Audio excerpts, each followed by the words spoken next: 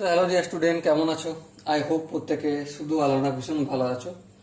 এরপরে যে কোশ্চেনটা আমরা দেখতে পাচ্ছি স্ক্রিনের উপর, সেটা এসএসসি সিএইচএসএল এই পরীক্ষায় আসছিল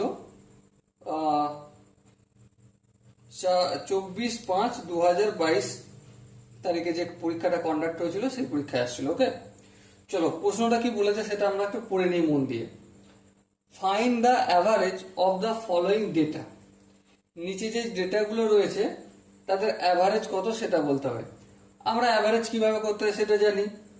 প্রথমে টোটাল সাম করতে হয়, তারপর যতগুলো ডেটা আছে সেটা দিয়ে ভাগ করতে হয়।